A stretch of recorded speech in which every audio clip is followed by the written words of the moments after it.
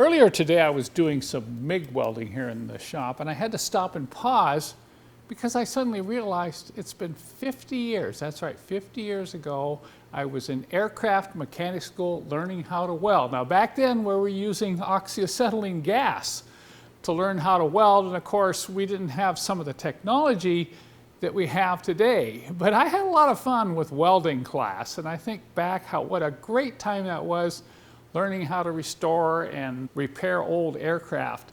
But little did I realize that the skill I learned 50 years ago would serve me so well in my twilight years. You know, in fact, I was also thinking that right now I spend more time welding than I do working on cars. And that's primarily because of all the special tools and equipment that we're building here to help people repair their own Mercedes-Benz.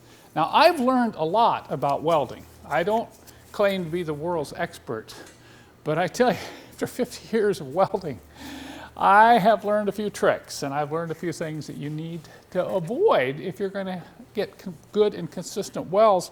And we're always welding weird stuff, you know, whether it be welding a piece of pipe to a round cylinder. Of course, if any of you've done any MIG welding, you know what fun it is to be able to start the bead and go around the circle and get it consistent. We weld bolts on the end of these big sockets, so you're welding very, very heavy metal. And once again, you're going around in a circle. If you don't know how hard that is, just give it a try sometime. And we're using, you know, wrenches that we cut and modify, like this one here, and we're welding on these special heads. And you've got all these weird angles, and then once we weld, you know, we have to do grinding and dressing to make them look good. But one of the keys to getting good welds, not so much the welding equipment, nor the rod, nor the wire, nor the gas you use, but there's something else. And I just want to share this with you because over the years, this is one thing I've learned.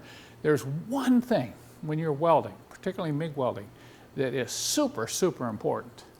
When you're welding any kind of steel with any type of an electric welder, you need to be able to ground the item that you're welding. Now, you may not ground it directly. You may put it on some sort of a plate and then ground the plate.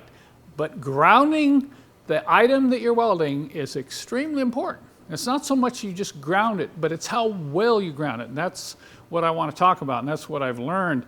You know, number one, most of the clamps that come with most of these MIG welders aren't that great. Now, this isn't a stock clamp. This is an aftermarket clamp. I went and bought this clamp, and even this clamp didn't work that well after I used it a few times, and I'll explain why. But one of the important things when you ground what you're welding is that it has to be an extremely strong ground with a really tight clamp on it, and it has to be really clean. The metal has to be clean. You can't ground to paint. You can't ground to grease, grime, dirt. You have to be able to clamp on to the good, clean metal, and the clamp has to be really good. Now, if you look at this weld here, you see we got a nice smooth bead, but that's not always been the case. We were having some problems here last month welding these tubes because every once in a while the welder would pop and it would leave a little hole. And, you know, we'd play around, you know, we went and talked to the miller rep, and he says, well, is your pressure right? Or, you know, is there something wrong with the welder? And I knew from experience it probably didn't have anything to do with the welder, it had to do with the ground. And you'd think that putting this clamp in here like that, inside the tube, see, and connecting this to the welder, that would be more than adequate ground. But we'd start the weld, you know, you'd hear this nice bzzz, and then pop, pop, pop, pop. You'd get this little popping noise. Well, we said, okay, this has got to be a grounding problem. I know the welder's getting older, but I don't think the problem is with the welder. So look here, even though this is a fairly strong clamp here, look at the size of that spring. But watch this, when I go inside this tube and clamp on it, look at this. See how this moves? Now you'd think, that's no problem, Kent. You know, it's got a good clamp and it's good clean metal down inside. But let me tell you, with the current you're pulling, with some of this MIG welding, you need a clamp on that ground that doesn't move. So what we had to do just a couple weeks ago my mechanic Jerson, we went out and got this little clamp and we modified it. Look what we did here. We added a spring, okay, to give this more clamping strength. And then what we did is we put this bolt in here with a round head. Because notice here when we're clamping this, we're clamping inside to a rough edge, and only the edges are touching the inside of this can. So what we did here is we put this bolt in there and we rounded off the head of the bolt. And you would not want to get your finger in here, by the way, with this extra spring that we put on this clamp. So now when we go inside this can and put it in like this and clamp it, we have that rounded part of the bolt touching right to the metal of the can. And let me tell you, it's on there. This doesn't move. I mean, you got to really pull hard to get it to move compared to the other one. So what we have here at the shop is 4 or 5 different clamps, depending upon the type of welds we're doing.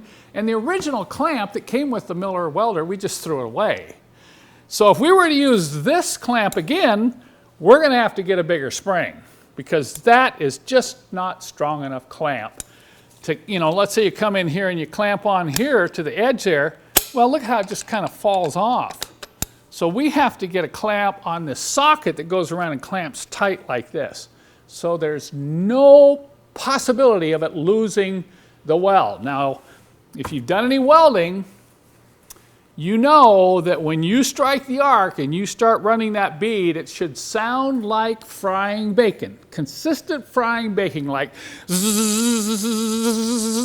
And if it starts popping, it's usually a bad ground. So if you're a welder or you're learning how to weld and you've been having problems with getting beautiful welds on some of the things that you're welding, look at how nice that bead is. Once again, that's largely due to a super strong ground during the welding process.